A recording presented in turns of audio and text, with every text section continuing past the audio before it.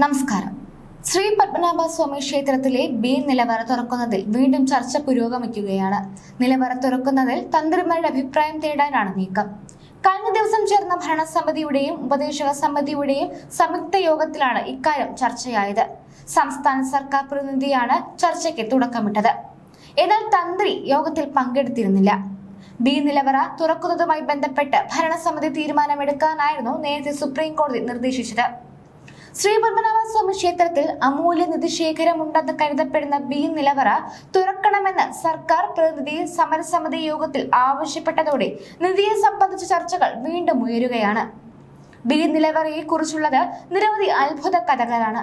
ചാക്ക് നിറയെ സ്വർണ്ണമണികൾ, സ്വർണ്ണ കയർ, വിഗ്രഹങ്ങൾ, കിരീടങ്ങൾ, ഇങ്ങനെ അമൂല്യമായ വസ്തുക്കളാണ് ക്ഷേത്രത്തിലെ ബി നിലവറയിലുള്ളത് എന്നാണ് കഥകൾ. ക്ഷേത്രത്തിൽ 6 നിലവറകളാണുള്ളത്. ഇതിൽ എ നിലവറ തുറന്നപ്പോഴാണ് പരിശോധനക്കാരെ പോലും അമ്പരപ്പിച്ചുകൊണ്ട് 90,000 കോടിക്ക് പുറത്ത് വിലമതിക്കുന്ന ആഭരണങ്ങളും രത്നങ്ങളും കണ്ടെടുത്തത്. തുറക്കാത്ത ബി നിലവറയിലെ രഹസ്യങ്ങൾ ഇന്നും അജ്ഞാതമായിരിക്കുകയാണ്. രഹസ്യ നിലവറയായി കരുതുന്ന ബി തുറക്കണോ എന്ന് ഭരണസമിതിക്ക് തീരുമാനിക്കാമെന്നാണ് സുപ്രീം കോടതി വ്യക്തമാക്കിയിരിക്കുന്നത്. എ നിലവറയിലുള്ളതിനേക്കാൾ സ്വത്തുക്കൾ ബി നിലവറയിലുണ്ടെന്നാണ് കരുതുന്നത്. 14ാം നൂറ്റാണ്ടിൽ തന്നെ ക്ഷേത്രത്തിൽ നിലവറ ഉണ്ടായിരുന്നു എന്നാണ് മതിലകം രേഖകളിൽ പറയുന്നത്. 2011 ജൂലൈ മാസത്തിലാണ് കോടതി നിർദ്ദേശപ്രകാരം എ നിലവറ തുറന്നത്. മനുഷ്യനെ അമ്പരിപ്പിക്കുന്ന നിധിശേഖരവും രഹസ്യ അറകളുമാണ് കണ്ടെത്തിയത്. ഏത് സംഖ്യ കൊണ്ട് നിധിശേഖരത്തിലെ സ്വത്തുക്കൾ കണക്ക് കൂട്ടുമെന്ന അമ്പരപ്പിലായിരുന്നു പരിശോധനാ സംഘം. ആയിരക്കണക്കിന് സ്വർണ്ണമാലകൾ, രത്നം പതിച്ച സ്വർണ്ണ കിരീടങ്ങൾ, സ്വർണ്ണ കയർ, സ്വർണ്ണക്കട്ടികൾ, സ്വർണ്ണ വിഗ്രഹം, ഒരു ചാക്ക് നിറയെ നെൽമണിയുടെ വലുപ്പത്തിൽ സ്വർണ്ണമണികൾ, സ്വർണ്ണ ദണ്ഡുകൾ, ചാക്ക് നിറയെ രത്നങ്ങൾ. കഥകളിൽ കേട്ടതുപോലുള്ള നിധിശേഖരമാണ് പരിശോധനാ സംഘത്തിന്റെ മുന്നിൽ തെളിഞ്ഞത്. എ നിലവറയുടെ പ്രവേശന കവാടം തുറന്ന് പ്രാഥമിക പരിശോധന നടത്തിയപ്പോൾ കാര്യമായി എന്തെങ്കിലും ഉണ്ടാകുമെന്നതിന്റെ സൂചനയൊന്നും ഇല്ലായിരുന്നു. പരിശോധനാ സംഘം ഇറങ്ങിയപ്പോൾ ആദ്യം പൊടി പിടിച്ച കറുത്ത നിലം മാത്രമാണ് കണ്ടത്. വായു സഞ്ചാരം ഇല്ലാത്തതിനാൽ ഫയർഫോഴ്സ് അറയിലേക്ക് വായു പമ്പ് ചെയ്തു കൊടുത്തു. പ്രവേശന കവാടം തുറന്ന് ചെല്ലുന്നത് വിശാലമായ ഒരു മുറിയിലേക്കാണ്. അവിടെ നിലത്ത് വലിയ കരിങ്കല്ലുകളാണ് പാകിയിരുന്നത്.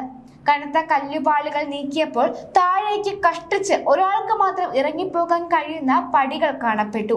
ഇത് ഇറങ്ങി ചെല്ലുന്നത് ഒരാൾക്ക് കുനിഞ്ഞു മാത്രം നിൽക്കാൻ കഴിയുന്ന അറയിലേക്കാണ്. അവിടെ സേഫ് പോലെ നിർമ്മിച്ച അറയിലാണ് നിധിശേഖരം ഉണ്ടായിരുന്നത്. അറയിൽ വേറെയും ഗുഹാമുഖമുണ്ടെന്ന് സംശയം ഉയർന്നതിനെ തുടർന്ന് 4 പേരടങ്ങിയ എഞ്ചിനീയർമാരുടെ സംഘം വിശദമായ പരിശോധന നടത്തിയെങ്കിലും ഒന്നും കണ്ടെത്താൻ കഴിഞ്ഞില്ല. അറയ്ക്കകത്ത് വായു സഞ്ചാരം ഇല്ലായിരുന്നു. താഴെ ഇറങ്ങുന്നവർക്ക് അല്പസമയം മാത്രമേ അകത്ത് നിൽക്കാൻ കഴിഞ്ഞുള്ളൂ. അപ്പോഴേക്കും ശ്വാസം കിട്ടാതെ തിരികെ കയറേണ്ടി വന്നു.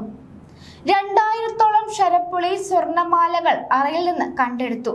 പിറന്നാൾ പോലുള്ള വിശേഷ അവസരങ്ങളിൽ കൊട്ടാരത്തിലുള്ളവരും മറ്റും ശ്രീ പത്മനാഭന് കാണിക്കയായി സമർപ്പിച്ചതായിരിക്കണം ശരപ്പുള്ളി മാല എന്നാണ് കരുതുന്നത്. ഒരു ചാക്ക് നിറയെ ബെൽജിയം രത്നങ്ങളും കണ്ടെടുത്തു.